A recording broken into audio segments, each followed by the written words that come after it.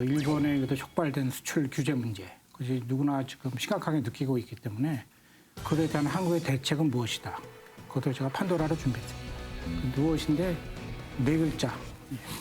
수무책이다. 아니 그렇지 않습니다. 해결 방법이. 대응책이 뭐 제가 생각한 것이 있기 때문에 지난주 판도라는 강구 중이다. 연구 중이다. 연구 중이다. 네. 그런 거 말고요. 어쨌든 뭔가를 내놔야 되니까. 아니 사실 일본이 이거 지금 잘못하고 있는 거잖아요. 그러니까 그거를 만든다고 해도 일단 지금 사건이 터졌잖아요. 네. 해결해야 되니까 급선무니까 거기에 대해 우리가 먼저 뭘 하면 좋겠다 이런 것이죠. 오, 자막 보이는데요. 점점점 이렇게 점점점. 답이 있어요? 네. 오, 대단하시네요. 아니 그냥 제 생각이니까 뭐 이게 뭐 좋은 방법이 되는 건 힌트를 아니고 조금 주실까요? 우리가 할 수 있는 일인데 뭐 맘만 먹으면 할 수 있는 일이에요. 그러니까 뭐 특별하게 어려운 일은 아니고 사실은 특별 대책. 특별하긴 하는데 내용은 없는 것이죠. 오, 그런데 제가 하나 말씀드릴게요. 네, 네, 그래야 될 제가 것 같아요. 생각할 때는 개각이 필요하다고 봐요. 전면 개각.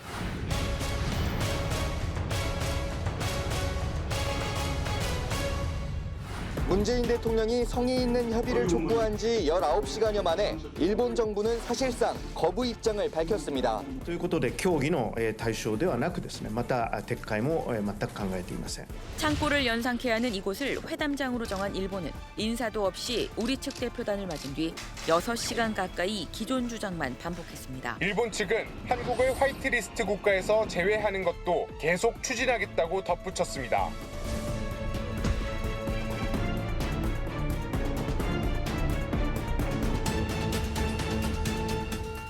지금 멤버들이 다 똑같잖아요, 한일이. 그러니까 아무리 얘기를 해도 분위기가 안 바뀌는 거예요. 그래서 이게 좀 난관이니까 우리가 할 수 있는 것은 이제 분위기를 바꾸기 위해서 전면 개각을 단행하는 것이죠. 근데 왜 그것이 저는 시적으로 적절하다고 생각하냐면 이미 개각 얘기는 나왔었거든요, 이미. 그 후보자들 다 나와 있잖아요. 네. 그다음에 총리도 지금 자신이 경질될 것이다 아니면 바뀔 것이라는 걸 알고 있잖아요.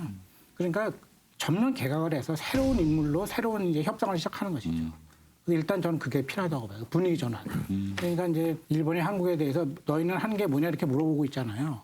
그럴 때 우리는 일단 이제 분위기를 좀 바꾸기 위해서 우리가 먼저 개각을 하고 그다음에 문제는 뭐냐면 개각을 한 다음에 임명될 때까지 시간이 또 상당히 걸리거든요. 청문회도 거쳐야 되고 따라서 저는 그 사이에는 특사가 이제 필요하다고 보는데 특사가 그냥 빈손으로 가서는 아무것도 할 수가 없잖아요.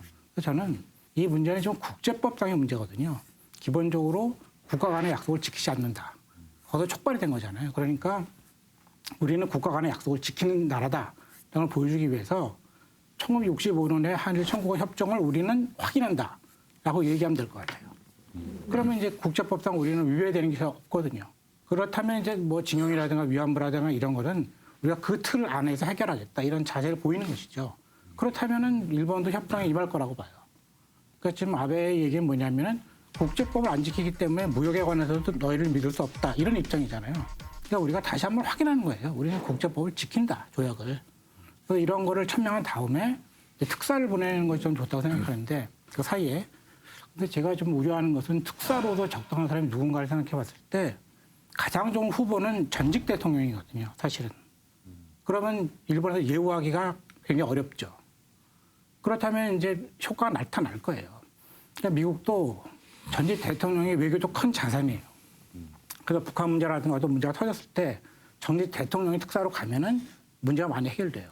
그 이유는 대통령이라는 그 지위가 있거든요, 사실. 그런데 지금은 우리나라가 지금 전직 대통령을 갖고 있지 못해요. 맞아요. 네, 그게 지금 제가 보기에는 쓸 수 있는 카드가 몇 한정됐다는 것이죠. 네. 그래서 만약에 비서실장을 보낸다면 그거는 분위기 전환에 그렇게 도움이 안 될 거예요.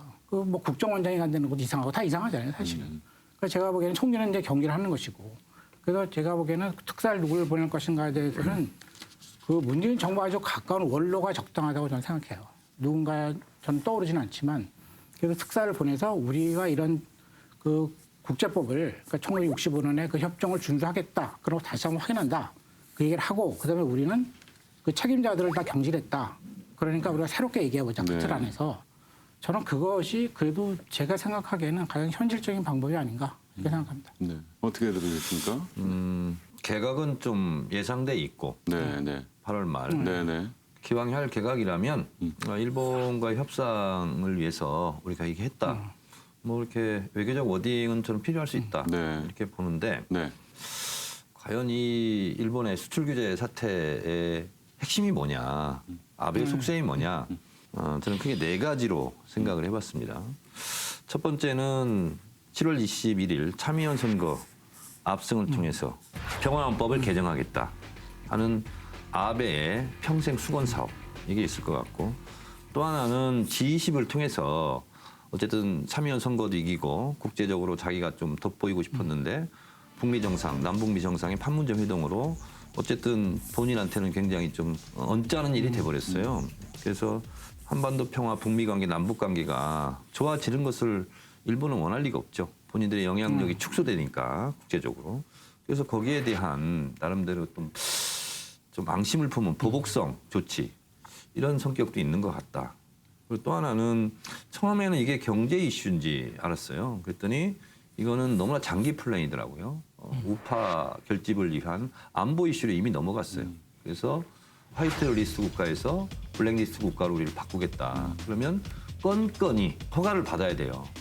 정치적인 이유로 경제 보복을 한다. 이거는 WTO에 가면 일본이 패소할 가능성이 대단히 높고, 또 하나는 극우 인사들 발언에서 노골적으로 얘기가 나와요. 뭐냐면 문재인 정부 하에서는 대화 없다, 타협 없다. 네. 다시 말해서 문재인 정부를 타도하자. 그리고 경제적으로 어렵게 해서 총선에 망하게 하고 다음 대선에 문재인 정권 같은 진보 정권을 막아야 된다. 그래서 결국은 궁극적인 목표가 대한민국의 친일 정권을 수립하려고 하는 간접적, 쓰리 쿠션적 내정 간섭을 하고 있는 듯한 느낌을 지울 수가 없어요. 이렇게 근원적인 이유가 있는데 개각을 한다고 해서 성의 표현은 될 수 있겠지만 아베의 정책을 바꾸는 그런 변곡점을 마련하기는 좀 어렵지 않을까 이렇게 생각합니다. 역시 예상대로 친일 프레임을 들고 나오시는 것 같은데 내년 총선을 한일전으로 치른다는 거 아니에요 지금. 그러니까 지금 여기 이 문제에 대해서 공건하게 나가면 친일이 되는 거고 강경하게 나가야지 이제 그 길이 되는 거고 그런 프레임으로 몰고 가는 것 같은데 저는 그거는 너무 정치적인 계산을 하는 것 같고 탁 박사께 궁금한 게요. 그러면 특사가 가서 뭘 다루냐 이거죠. 결국 강제징용자 배상 문제를 다뤄야 될 거 아니에요. 그거를 어떻게 할 거냐 이거죠. 그 문제는 그걸 구체적으로 다루는 게 아니고 특사는 그 노무현 그 정부에도 이제 그런 똑같은 일을 다뤘었거든요. 이런 문제 똑같이 제기됐었는데 그거는 이제 그 끝난 것이다. 외교적으로 협정을 맺어서 그 징용 문제 이런 거는 따라서 그런 국내에서 보상하기로 한다. 이렇게 끝난 거예요. 그러니까 무슨 말이냐면 그때 일본 정부는 그렇게 한국도 그렇게 알고 있구나 해서 끝난 문제거든요. 그러니까 특사가 가서 구체적으로 무슨 일을 하겠다고 하는 것이 아니라 우리가 65년에 그 협정을 지킨다. 그걸 확인하겠다. 그 얘기만 하면 돼요.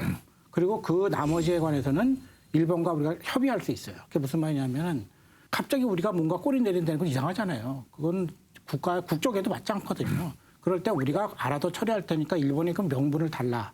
도와달라 우리를. 그렇게 얘기할 수 있거든요. 그러면 일본이 너희가 그걸 지킨다면 우리가 도와줄 수 있다. 이게 외교거든요.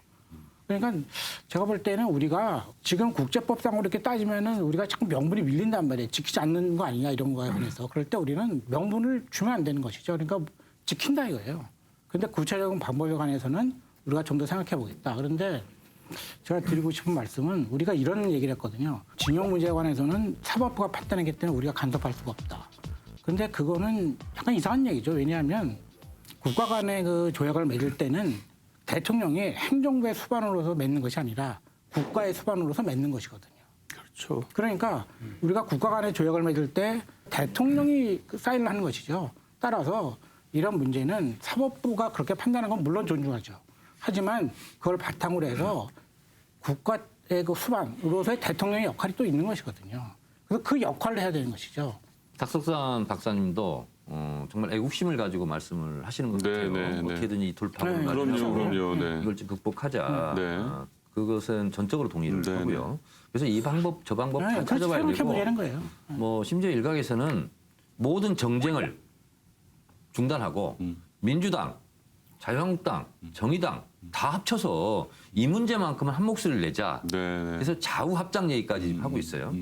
자, 그런데 아무리 급하더라도 원칙을 지켜야 되고 아무리 급하더라도 실을 발을 허리에 꿰서 꼬맬 수는 없거든요. 우리가 마치 국제법을 준수하지 않아서 앞으로 국제법을 잘 지키겠다. 65년 한일 협정을 우리가 준수하겠다 그러면 마치 안 지킨 게 되는 거예요. 아무리 우리가 지금 급하다 할지라도 그렇게 말하는 것은 맞지 않고 또 하나는 국가 대 국가의 조약은 국내법에 준해서 같은 효력이 있죠. 그런데 우리는 국가 대 국가로 했지만 삼권 분립의 국가예요. 그렇다고 해서 국가 대 국가끼리 이렇게 협정을 했기 때문에 대법원은 이렇게 판단하면 안 된다. 사법부는 이렇게 판단하면 안 된다. 라고 말하는 것은 삼권 분립 정신에 위반되고 그 자체가 국내법의 불법이에요. 오히려 국제법을 준수하지 않고 깨트리는 것이 일본 아베죠.